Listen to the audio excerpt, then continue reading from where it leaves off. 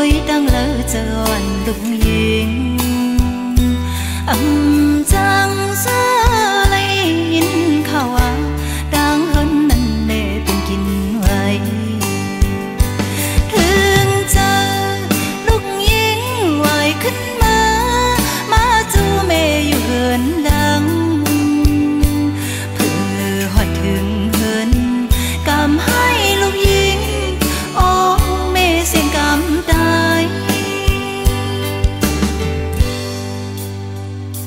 âm tháng đi biến má chân này đôi mẹ non lập dù yên ngoài Đà Lạt quán có mẹ âm trăng cấm lấy năm ta lúc hiện lại dàn cây lúc yên ọc mừng con mơ sâu mi yêu đang lỡ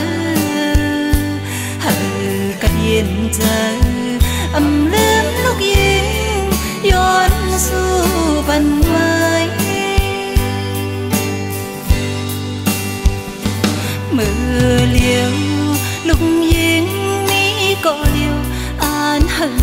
giờ giờ thở này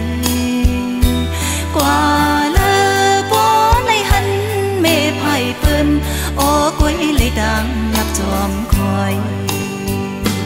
hắn ta hư bó giờ mà na mắng con mẹ cất mà phân cùng mẹ giờ nằm âm lướm lúc yên hôm mưa khóc khâu ơi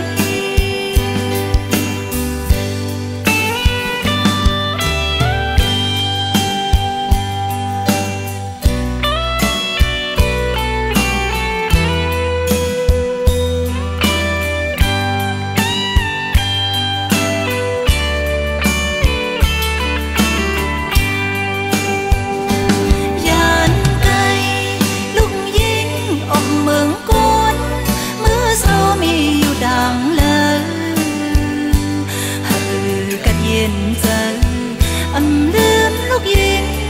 hôm mưa khúc hậu ơi phạt dàn cây hương nhám chân này tôi đang lỡ tròn lục duyên âm trăng xưa nay nhìn khao à đang hơn năn nề tình kinh hoài thương cha lúc yên ngoài khích má chú mẹ yêu hơn nhau phừ hoạt thương hơn cảm hai lúc yên ô mẹ xin cảm tay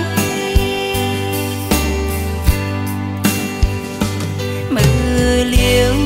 lúc yên mi có liêu an hơi mưa giờ giờ thở này qua lơ bó lấy hắn mê phải bơn ô quấy lấy đang nhập chòm khỏi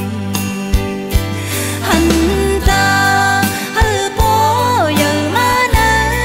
mắng con mẹ cất mà bắn cùng mẹ giờ nằm âm lướm lúc yên hôm mưa khúc khâu ấy